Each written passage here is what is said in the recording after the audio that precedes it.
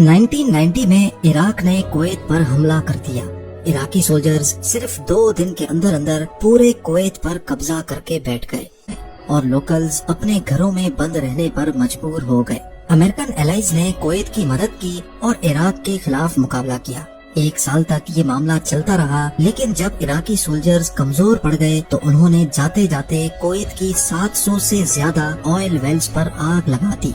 न सिर्फ इतना बल्कि इराकी सोल्जर्स ने ऑयल वेल्स के आसपास अंडरग्राउंड माइंस इंस्टॉल कर दी ताकि कोई भी आग को बुझाने की हिम्मत न कर सके।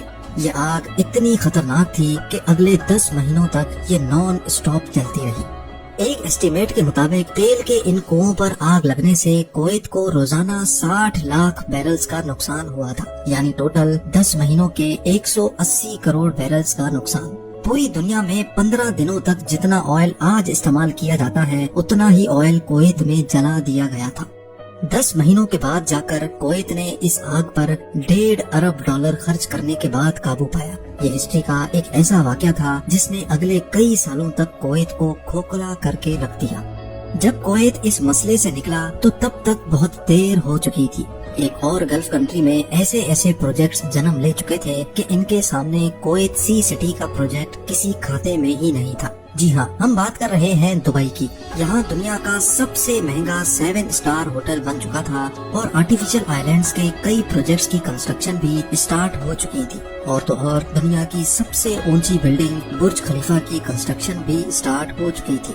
दुबई ज्यादातर इंटरनेशनल अट्रैक्शन पहले ही ले चुका था, लेकिन फिर भी कुवैत ने 2004 में सी सिटी की कंस्ट्रक्शन का काम स्टार्ट कर दिया। सी सिटी का ये प्रोजेक्ट 5 फेजेस में डिवाइड किया गया और फैसला किया गया कि एक एक करके फेजेस कंप्लीट किए जाएंगे। सबसे पहला काम था फेज 1 और 2 पे खुदाई करने का।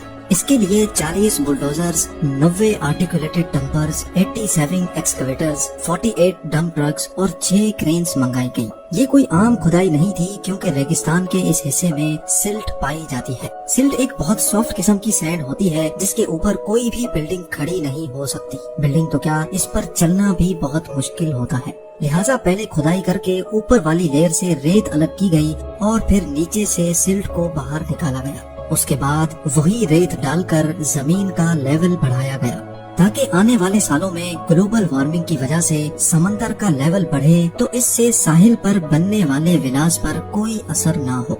इस प्रोजेक्ट में सिल्ट और रेत की खुदाई बहुत मास लेवल पे की गई थी। कई महीनों तक 24 घंटे वर्कर्स की एक आर्मी इस काम पे लगी रही। प्रोजेक्ट डायरेक्टर के एस्टिमेट के मुताबिक सी सिटी के फेज 1, 2 और 3 में से total 74 million cubic metre sand निकाली गई। ये तकरीबन इतनी ज्यादा रेत थी कि इससे अहमदाबाद में वाक़े दुनिया का सबसे बड़ा क्रिकेट स्टेडियम 20 मरतबा भरा जा सकता है।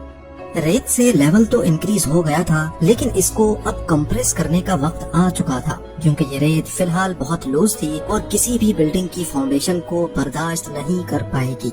कंप्रेशन के लिए क्रेन से 15,000 केजी का वेट जमीन पर गिराया जाता। जिस जगह पर ये लोड गिरता वहाँ एक बहुत बड़ा गड्ढा बन जाता था। एक दिन में 1200 मरतबा 15 टन का ये वजन जब जमीन पर गिराया जाता तो कुछ ऐसा मंजर देखने को मिलता था। बाकी सब चीजें तो अपनी जगह, लेकिन एक मसला ऐसा था जिसका डर अंदर ही अंदर सबको खाए जा रहा था।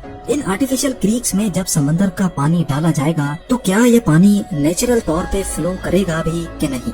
अगर पानी वक्त पे चेंज ना हुआ तो इसमें फंगस पैदा हो जाएगा और बदबूदार पानी इस प्रोजेक्ट को बुरी तरह से फेल भी कर सकता है। इस मसले से निपटने के लिए टाइडल गेट्स इंस्टॉल करने का फैसला किया गया। टाइडल गेट एक ऐसा मैकेनिकल गेट होता है जो सिर्फ एक तरफ से आने वाले पानी के प्रेशर पे खुद ब खुद खुल जाता है। जब समंदर से आने वाली वेव्स बंद या कम हो जाएंगी तो ये गेट अपने आप वापस बंद हो जाएगा। कंप्यूटर सिमुलेशन पे टेस्ट करने के बाद ये नोटिस किया गया कि टाइडल गेट लगने के बाद क्रीक्स का 100% पानी ऑटोमेटिकली चेंज हो जाएगा। टाइडल गेट का मसला तो सिर्फ एक बड़े मसले का सॉल्यूशन था, लेकिन अभी कई और मसलों से निपटना बाकी था। सी सिटी के इस प्रोजेक्ट में टोटल 250 किलोमीटर के नए बीचेस बनने जा रहे थे, यानी जितनी कुवैत की अपनी कोस्ट लाइन है उससे भी ज्यादा लंबी ये कोस्ट लाइन होने वाली थी। इतने ज्यादा नए बीचेस के लिए वो खास सैंड भी चाहिए होगी जो आम तौर पे हमें बीचेस पे मिलती है। अब इतनी ज्यादा सैंड लाई कहाँ से जाए, ये एक बहुत बड़ा सवाल था।